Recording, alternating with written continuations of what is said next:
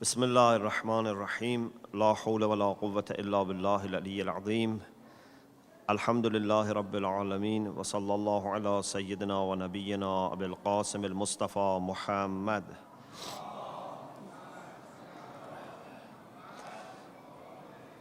وعلى آله الطيبين الطاهرين لا سيما بقية الله في الأراضين عجل الله تعالى فرجه الشريف وجعلنا من أعوانه وأنصاره. As you remember, we said that Allah subhanahu wa ta'ala first of all introduces the quality of izzah or dignity as one of his main qualities. In tens of verses of the Quran, Allah is described as Aziz, and in addition to these verses, Allah makes very clear that any type of dignity belongs to Him and comes from Him and can be only granted by Him. Man kana yuridu al-izzah falillahi al-izzatu jami'a. So in the first two sessions we explained this, and then we mentioned that how everything which is created by Allah subhanahu wa ta'ala has received a kind of dignity by being His creation, by having His signature, His stamp on it. And then we talked about some groups of people and some groups of creatures who have been especially characterized as Kareem or Kiram or Mukramun in the Quran, like the angels, like the inhabitants of the heaven, like some prophets. And then we said that Allah in the general way has granted honor to humanity. We studied the verse 70 of chapter 17 two nights. لَقَدْ كَرَّمْنَا بَنِي آدَمَ. And then we said that that honor that Allah has given to all children of Adam is the capital that we have to invest on. That's the seed which is planted and we have to grow and cultivate. And then we said that there are people that are considered to be Kareem, and those are the people who have actually grown that seed. And we started from the day before yesterday mentioning some of the characteristics of these people. So we have already mentioned few, for example, like not seeing dunya, the material life, as something significant and great because they have in themselves something so valuable that would make dunya insignificant in their eyes. Loyalty to promises is another characteristic that we discussed. Not to tell lies, not to betray, being honest and truthful. This was another characteristic. To be soft and have good nature, easygoing with people, lenient, it was another quality. To ignore mistakes done by other people, to ignore the wrong which is done by other people as much as possible, unless it's something very serious.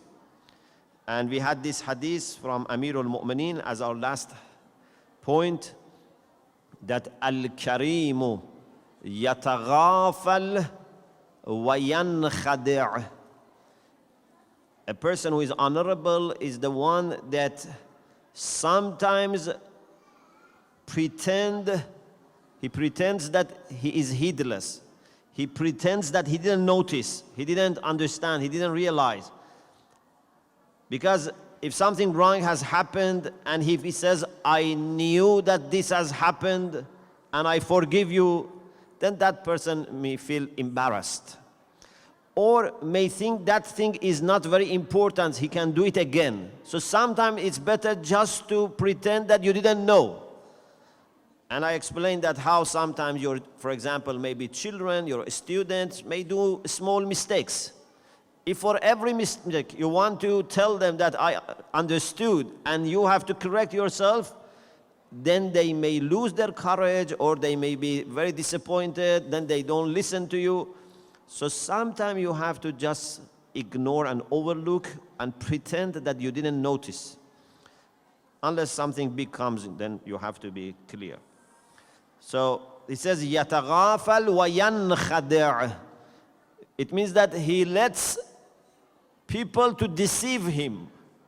This is not a real deception in the sense that they think they have deceived him, but he knows. Sometimes, as a manager, maybe some of, for example, your staff have said something bad about you. And you know that, but you don't let them know that you know. Or sometimes they do some mistakes, you pretend that you don't know. They think they are very clever. They have done something that you didn't realize. But you have realized, just you let them carry on because it's not something major and you don't want to affect your relation with them. The other characteristic is that those who have honorable personality and character, they automatically distance themselves from bad things. They feel that they have so much of honor and value that Allah has given them that doing ugly things, doing what some people do, would not suit their personality. It's not that they have to exercise, lots of self-control and lots of, pressure they have to put on themselves to refrain. No, they just have no inclination towards bad things. They are so honorable. Like, for example, if you have very clean, beautiful dress, for example, you have your best, suit on you, and you see some people are playing with clay and, they are making themselves dirty. You don't say, let me play with them. No, you have your best, suit on you, and you want to keep your suit clean. So you don't have any inclination to play with these people who are playing with clay and, making themselves dirty. An honorable person, when looks at what some people do, he has the same feeling, that I don't want to get into what they are, putting themselves in. Amirul Mu'minin alayhi salam said, Man karamat alayhi nafsuh, hanat alayhi shahawatuh. If someone has this self-esteem, has this self-respect, he finds himself honorable, so he has some value for himself, then shahawat, the lower desires, the appetites, will become very insignificant for him, will become very easy to ignore, very easy to compromise.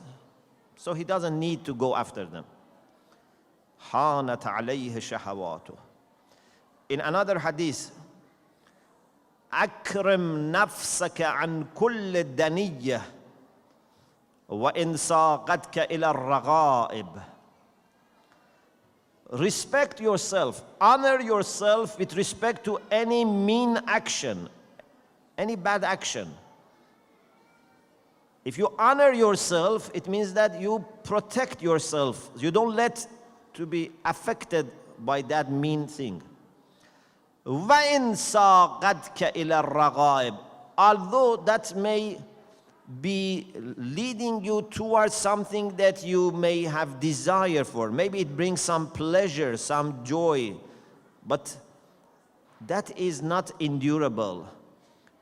A little pleasure that comes does not worth losing your honor. وَإِن سَاقَتْكَ إِلَى الرَّغَائِبِ. Like, for example, a person who has very important task, like a student who has to prepare for exam, or like, for example, if you have to give a very important lecture, or if you want to travel, a very important trip, then you also like to have some sleep. But you say, this sleep, although it's enjoyable, but it doesn't worth taking risk. I don't want to take risk with my exam or with my lecture or with my trip. So if you know that you have very important task in front of you, this gives you ability to resist against the desire for sleep, although it gives you some pleasure, it gives you some joy. Or like you today, for example, you are fasting. There is desire for eating, there is desire for drinking, but you feel that you have such important relation with Allah subhanahu wa ta'ala that you want to prefer pleasing Allah subhanahu wa ta'ala to pleasing your soul by giving him some water or food. You prefer to please Allah subhanahu wa ta'ala. So sometimes you have to give up some type of pleasures in order to protect your honor. And then it will give you in the long term more pleasure. أكرم نفسك عن كل الدنية وإن ساقتك إلى الرغائب. Then there is an argument here. فإنك لن تعتاض بما تبذل من نفسك عوضا. Very beautiful. Imam alayhi salam says, when you give up and you stop having honorable life and get into these things that give you quick and instant pleasure, then you are losing something. What are you losing? Imam says you are losing part of yourself. You know, sometimes I lose my money, sometimes I lose my book, my car, my house. But to lose ourselves, this is terrible. If you lose yourself, Quran has this beautiful concept that sometimes the loss is in self. إن الخاسرين الذين خسروا أنفسهم. Sometimes you lose yourself. A person who loses his or her dignity has not lost something external, has lost something from very self that Allah has given him. If a woman or a man loses his or her chastity and iffah, it's not something that is external. It means that you have lost yourself. Your dignity is yourself, is your reality. فَإِنَّكَ لَن تَعْتَاضَ بِمَا تَبْذُلُ مِن نَفْسِكَ. You are giving from your nafs, you are giving from yourself, and you are not getting any replacement for that. So you will remain like a half person, like a 1/3 person, because you have unfortunately lost part of yourself. So this is very important, not to take any risk with our dignity and honor, not to take any risk with our modesty.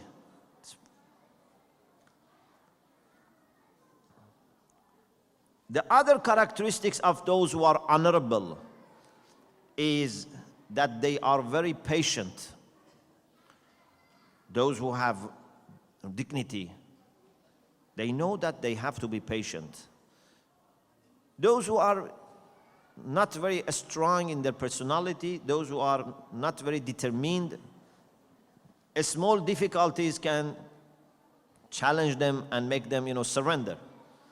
But those who have honorable personality, they are very persistent, they are very patient. It is said that Imam Hussein alayhi salam told Abu Dhar, فَاسْأَلِ اللَّهَ الصَّبْرَ وَالنَّصْرَ. Ask Allah subhanahu wa ta'ala for patience and victory. Patience and victory. Victory without patience doesn't come. وَاسْتَعِذْ بِهِ مِنَ الْجَشَعِ وَالْجَزَعِ فَإِنَّ الصَّبْرَ مِنَ الدِّينِ وَالْكَرَمِ. patience is part of faith and part of honorable character. Karam. Karim has to be sabur, has to be patient. You cannot be living a life of dignity if you are not patient, if you are not able to cope with difficulties. You have to be going through difficulties, calamities, tests and trials, but remain persistent. Another thing is, a person who is Karim would not harm other people, whether it is their money, whether it is their reputation, which is more important than money. For example, backbiting, ghaibah. Is a person who is Karim, who is honorable, pleased to do backbiting? Is a person who is strong in his personality, he has value and self-regard, is he committing ghibah? No. Al-ghibatu juhdul ajiz. The one who is very weak and incompetent and cannot do anything. He tries to solve his problems, he tries to raise himself by bringing people down. A Karim never brings people down. If you want to improve yourself, if you want to uplift yourself, that is good. But if you want to remain what you are and just bring other people down, that's not a characteristic of Karim.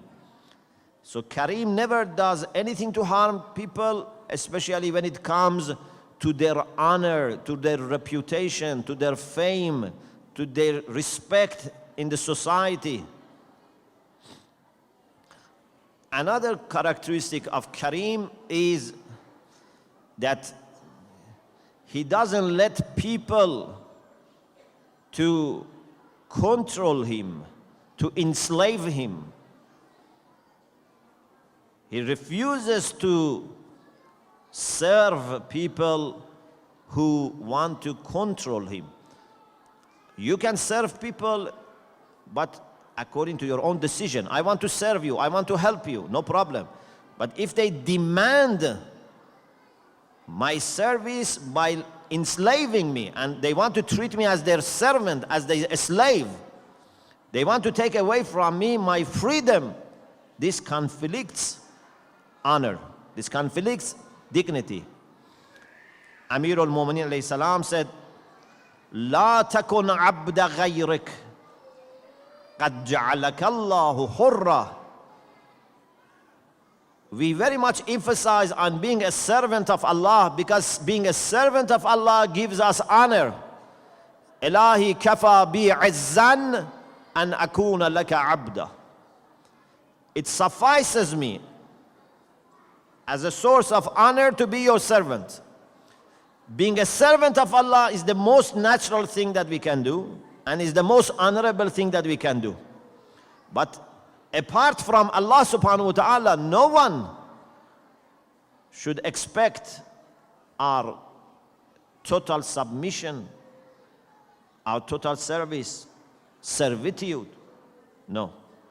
La takun abda ghayrik. Don't be a servant, a slave for anyone. Why? Because Allah has made you free. قَدْ جَعَلَكَ اللَّهُ حُرًّا. You cannot compromise about your freedom, about your dignity, about your honor, as we explained in previous nights.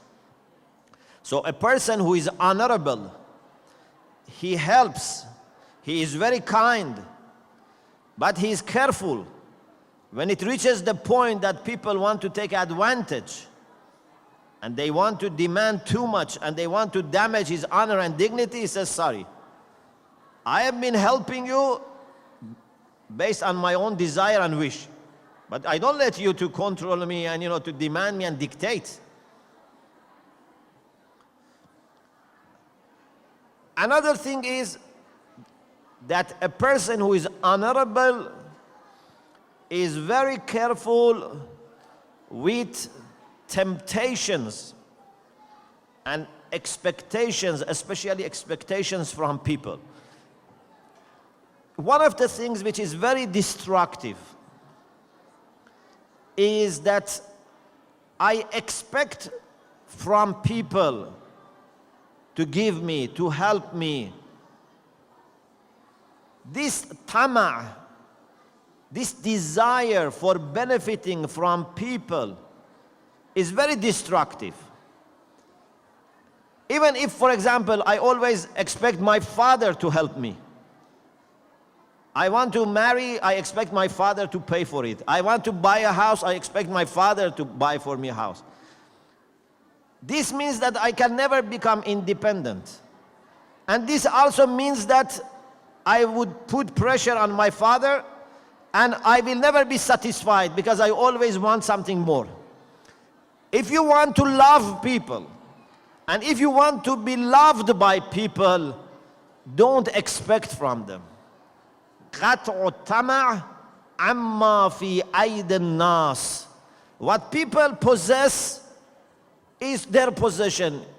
You cannot plan, oh, my father has this land, this money, then I can do this, I can give him this suggestion. No. Everyone has what he has, and we only ask Allah subhanahu wa ta'ala. We don't ask from people, we don't expect from people, even if it is my father, even if it is my husband, it is my wife, my father-in-law, my brother, my uncle, my cousin, my friend. In Islam, to lend money is very highly recommended.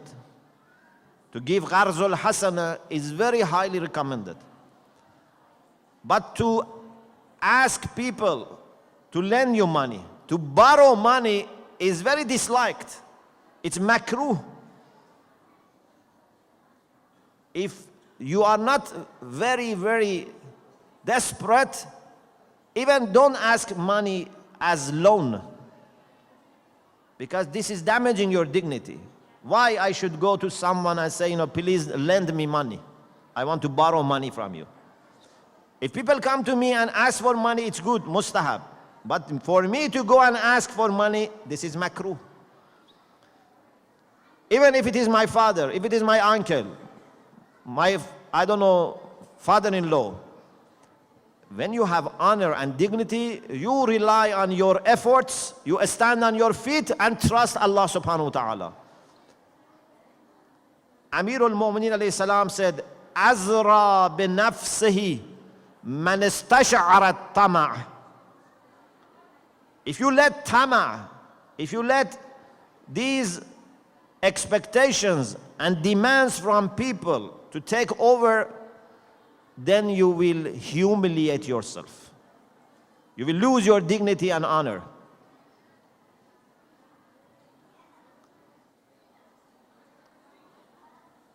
Rasulullah sallallahu alaihi wasallam said,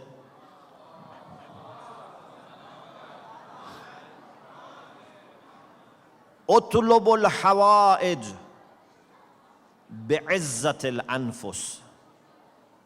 If you need to deal with people, if an opportunity comes that you are really in need of asking for help, asking for something, do it with izzah, with honor and dignity. Don't bow down in front of people. Don't accept all their conditions in order to get what you want. You try to interact with people. Sometimes you may need to get help, but never compromise about your honor and dignity. Inshallah, we will continue this discussion tomorrow. Alhamdulillahi Rabbil Alameen.